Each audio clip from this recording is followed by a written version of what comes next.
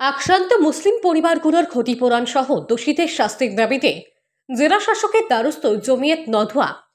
রানীর বাজার দুর্গানগরে আক্রান্ত মুসলিম পরিবারগুলোর ক্ষতিপূরণ সহ দোষীদের উপযুক্ত শাস্তি প্রদানের দাবিতে জেলা শাসকের দ্বারস্থ জমিয়ত নদওয়া সহ 4টি যৌথ সংগঠন বৃহস্পতিবার বিকাল 4টায় পশ্চিম ত্রিপুরা জেলা শাসক ডক্টর বিশাল কুমারের সাথে এক ডেপুটেশনে মিলিত হন রাজ্যের 4টি সংগঠনের প্রতিনিধি দল। দীর্ঘ সময় রানীর বাজার দুর্গানগরে আক্রান্ত মুসলিম পরিবারগুলোর ক্ষতিপূরণ সহ দুষ্কৃতিকারীদের অবিলম্বে গ্রেপ্তার করে দৃষ্টান্তমূলক শাস্তি দেওয়ার জন্য জোরালো দাবি জানান প্রতিনিধি দলের নেতৃত্বরা। জেলাশাসক ডক্টর বিশাল কুমার প্রতিনিধি দলের দাবিগুলো যুক্তির যত বলে স্বীকার করেন। এই যাবৎ অনেকটাই উদ্যোগ নিয়েছেন বলে জানিয়েছেন তিনি। সংগঠনের দাবি মূলে উপযুক্ত পদক্ষেপ গ্রহণ করবে বলেও প্রতিনিধি দলের সদস্যদের আশ্বস্ত করেন তিনি। ডেপুটেশন শেষে সাংবাদিকদের মুখোমুখি হয়ে যৌথ সংগঠনের কনভেনার ডক্টর জাহিরুল হক, ত্রিপুরার রাজ্যিক জমিয়ত ওলামায়ে হিন্দের সভাপতি মুফতি আব্দুল মুমিন রানীর বাজার কাণ্ডে জড়িত দোষীদের অবিলম্বে গ্রেপ্তার করে উপযুক্ত আইনি পদক্ষেপ গ্রহণের জন্য দাবি জানিয়েছেন। এদিকে রাজ্যের শান্তি সম্প্রীতি অক্ষুণ্ণ রাখতে সকল স্তরের শুভবুদ্ধি সম্পন্ন মানুষের সহযোগিতা কামনা করেন। পাশাপাশি রানীর বাজার দুর্গানগরে আক্রান্তদের পাশে দাঁড়ানোর জন্য আহ্বান করেন তিনি। রাজ্যের বিশিষ্ট শিক্ষাবিদ ডক্টর জাহিরুল হকের নেতৃত্বে ত্রিপুরার রাজ্যিক জমিয়ত ওলামায়ে হিন্দের সভাপতি মুফতি আব্দুল মুমিন, ত্রিপুরার রাজ্যিক ইমারতে শরিয়াহ ও নদওয়াতুত তামিরের সম্পাদক তথা ত্রিপুরা সাউথ জোনাল কমিটির কনভেনার মাওলানা জাকির হুসাইন আল জলিলি, ত্রিপুরা অ্যারাবিক এডুকেটেড ফোরামের সভাপতি মাওলানা আবুল খায়ের, ত্রিপুরা ইমাম অর্গানাইজেশনের সভাপতি মাওলানা ইয়াসিন মিয়া, ত্রিপুরার রাজ্যিক জমিয়ত ওলামায়ে হিন্দের সহ সভাপতি আইনজীবী জলিলুর রহমান সহ অন্যান্যরা উপস্থিত ছিলেন। আগরতলা থেকে আমির হোসেনের রিপোর্ট, ভিশন 24। নাম doctor Jahirul Haque, convener all the organisations. আজকে আমাদের যে অর্গানাইজেশন আজকে যেখানে এসেছে জমিয়ত ওলামায়ে হিন্দের প্রেসিডেন্ট মুফতি আব্দুল মুমিন সাহেব আছেন, নদওয়াতুল ওলামার জাকির আছেন, মাওলানা আবুল খায়ের সাহেব, অ্যারাবিক এডুকেটেড ফোরামের আছেন অ্যাডভোকেট জলিলুর রহমান, জমিয়ত ওলামায়ে হিন্দের ভাইস প্রেসিডেন্ট।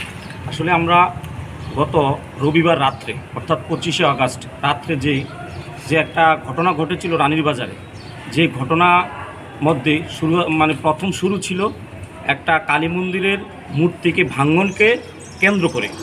তো আমরা স্যারের কাছে ডিমান্ড রেখেছি, কালী মন্দিরের মূর্তি ভাঙার ক্ষেত্রে গিয়ে যেই কালফিট হোক না হোক, আমরা ধর্মের উপরে হিন্দু মুসলিম আমরা ডিমান্ড রেখেছি স্যারের কাছে, যদি কোনো মুসলিম যদি এই অঘটনের সাথে জড়িত থাকে তাহলে আমরা সমস্ত অর্গানাইজেশনের পক্ষ থেকে আমরা দাবি রেখেছি তাকে ফাঁসি দিয়ে ঝুলিয়ে রেখে গোটা ত্রিপুরা রাজ্যে একটা দৃষ্টান্ত স্থাপন করতে আগামীতে যেন এমন কোনো ঘটনা না করে।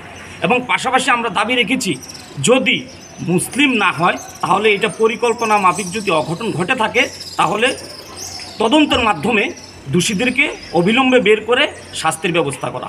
এবং পাশাপাশি এই ঘটনাকে কেন্দ্র করে যে একটা অঘটন ঘটেছে রবিবার রাত্রে, যে নিরপরাধ কিছু সংখ্যালঘু অংশের মানুষের ঘরকে জ্বালিয়ে দিয়েছে, প্রায় 10টা ঘর জ্বলেছে, প্রায় 12টা গাড়ি জ্বলেছে, প্রায় 7-8টা বাইক অলরেডি ভাঙচুর করেছে, আরও অনেকগুলো বাড়ি ভাঙচুর করেছে।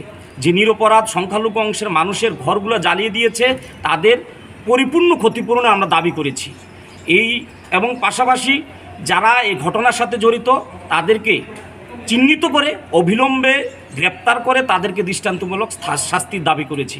আমাদের দাবিগুলো মেনেছেন এবং ডিএম স্যার আমাদেরকে আশ্বস্ত করেছে অবিলম্বে তাদের ঘর পুনর্নির্মাণের জন্য অবিলম্বে উনি এই তদন্ত করে ওনাদের ব্যবস্থা করবে এবং পাশাপাশি তাদের রুটি রোজগার যে এখন বন্ধ হয়ে আছে এটাও ব্যবস্থা করবে।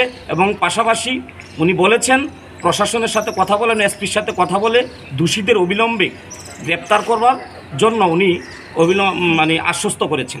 তো আমরা আজকে ডিএম স্যারের সাথে কথা বলে আমরা অত্যন্ত আনন্দিত, খুশি হয়েছি। উনি আমাদের ডিমান্ডগুলো যুক্তিসঙ্গত মেনে নিয়েছেন এবং এই দাবিগুলো অবিলম্বে পূরণ করবে। এবং আমরা আপনাদের মাধ্যমে গোটা রাজ্যের মানুষের কাছে আবেদন রাখব, আমরা কোনো ঘটনাকে কেন্দ্র করে আমরা ফাঁদে পা না দিব।